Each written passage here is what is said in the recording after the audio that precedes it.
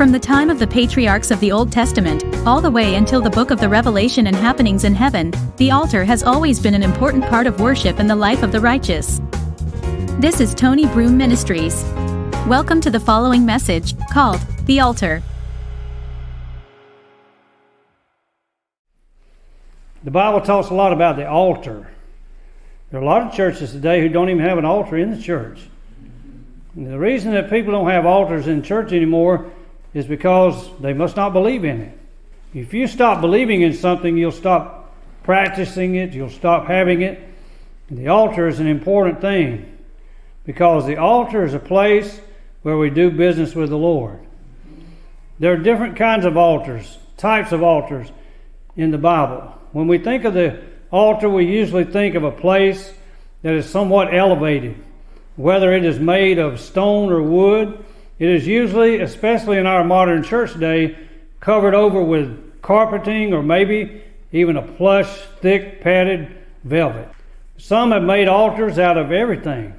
Dirt altars, earth, a stump or tree trunk, a bed, a chair, and if all else fails, to get rid of the kids or the grandkids, the old faithful commode.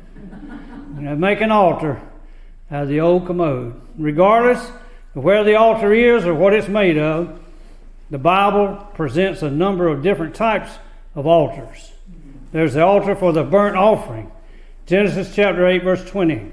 Noah builded an altar unto the Lord and took of every clean beast and of every clean fowl and offered burnt offerings on the altar.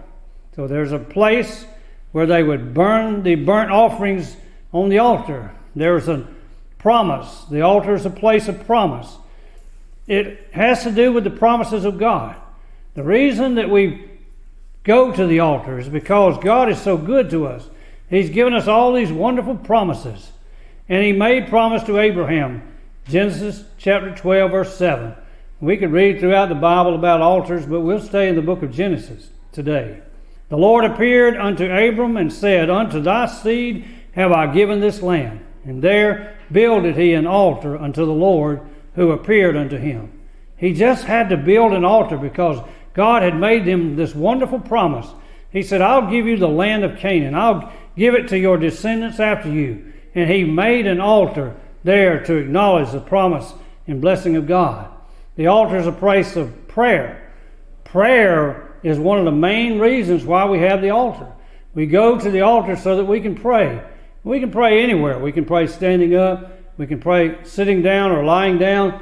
There's something about the altar that we can go and pray to God.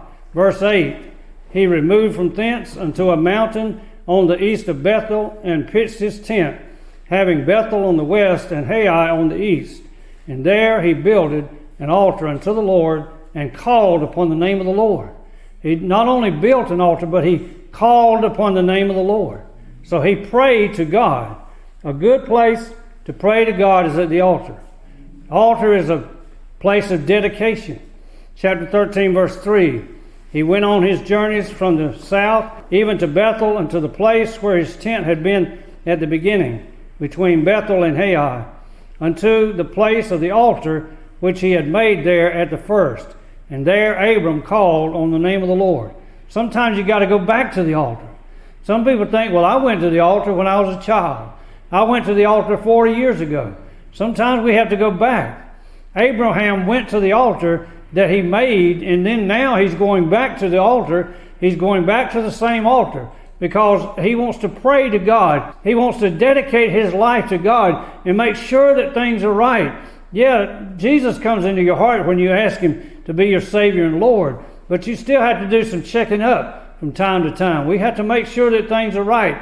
And Abraham dedicated himself to God, and he made sure that things were right. Abraham was a man of faith, and he believed in God, and he loved God. And the altar is a place where he dedicated himself to God.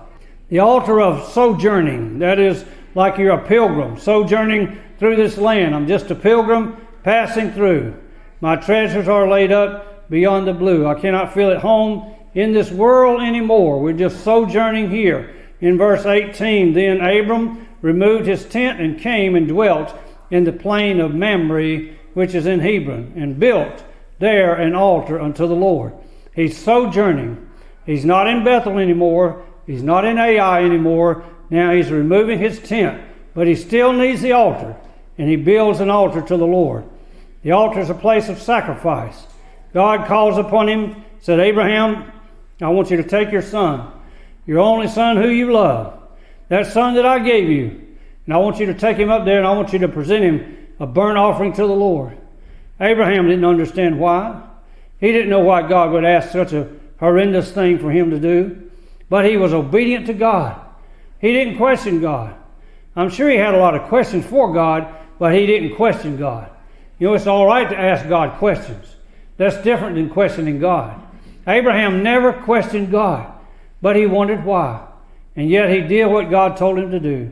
Genesis 22:9, they came to the place which God had told him of, and Abraham built an altar there, and laid the wood in order, and bound Isaac his son, and laid him on the altar upon the wood. You know, God didn't allow Abraham to go through that. He knew that in his heart he'd already done it. And he said, Abraham, don't lay your hand on the lad. Don't do anything to him. Because God knew that he would give his only son.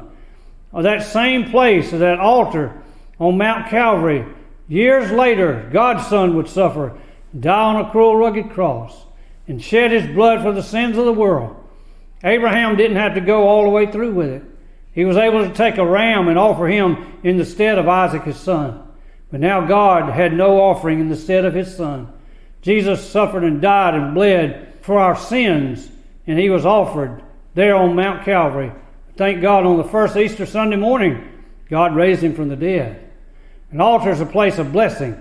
Chapter 26, verse 25. And he builded an altar there and called upon the name of the Lord, and pitched his tent there, and there Isaac's servants digged a well. This is a place of blessing. An altar is a place of blessing. You can be blessed wherever you are. God blesses us every day. But there's something about going to the altar and receiving a blessing from God. God has many blessings that he wants to pour out upon us. But if we get ashamed of the altar, we get ashamed of the power of God, we get ashamed of the blessing of God, how can we receive blessings when we are ashamed of the place of the altar? Isaac's servants digged a well, and God blessed him there. The altar is a place of worship.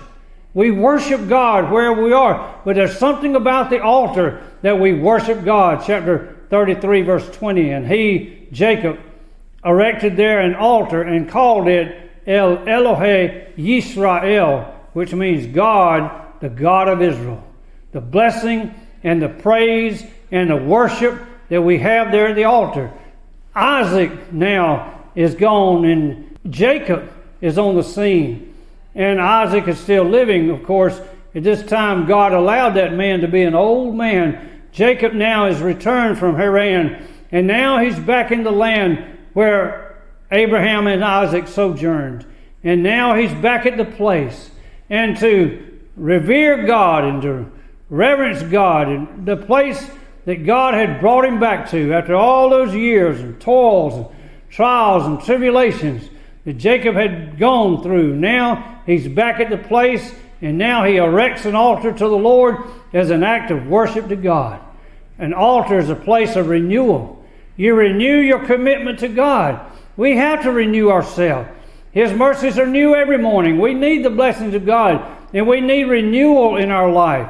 Our bodies need renewal. Our minds need renewal. Our soul and spirit, we have to be renewed every day. Chapter 35, verse 1, God said unto Jacob, Arise, go up to Bethel, and dwell there, and make there an altar unto God that appeared unto thee when thou fleddest from the face of Esau thy brother. Jacob, you've been through a lot of trials. You've been through a lot of troubles. And now you need to make an altar to the Lord. I want you to go back to Bethel, go back to the house of God, and make there an altar to the Lord. An altar is a place of renewal. An altar is a place of holiness. Yes, holiness is not just a denomination. Holiness is a state of mind and heart. Holiness, the place of the altar. Jacob, he told his household to get rid of the strange gods that were among them and change their garments. Put on decent clothes. That's what some Christians need to do. Just put on decent clothes. know how to dress anymore. They just do whatever comes and goes. But we need to put on decent clothes. And he told his household, sanctify yourselves. We're going back to Bethel, the place of the house of God. I'm going to build an altar there to God who answered me in the day of my distress and was with me in the way which I went. Verse 7 said he built there an altar and called the place El Bethel, the God of the house of God, because there God appeared unto him when he fled from the face of Esau his brother. So we can see all these different types of altars all throughout the book of Genesis. And there are many times in the altar, in the Kings and the Chronicles, in the times of Israel, and especially in the times of the prophet Elijah. He had that big altar on Mount Carmel. And he said, who are you going to serve? If Baal is God, let's serve Baal. But if God is God, if Jehovah is God, let's serve Jehovah. If Jehovah is God, let's serve him. And of course, Jehovah is the only God. God showed himself, the fire consuming the sacrifice there on Mount Carmel. God showed himself many times. The altar is seen throughout the gospel. It's seen throughout the early church. It's seen throughout Paul's writings. It's seen in the book of the Revelation. There in heaven, you still have the altar. The altar is something that's to be part of our Christian life as long as we live on this earth, and even when we get to heaven. There's an altar. Thank God for the altar. Even if you cannot get to church to go to the altar, you can make an altar right there where you are, to pray and talk with God. The Altar has been a Tony Broome Ministries production.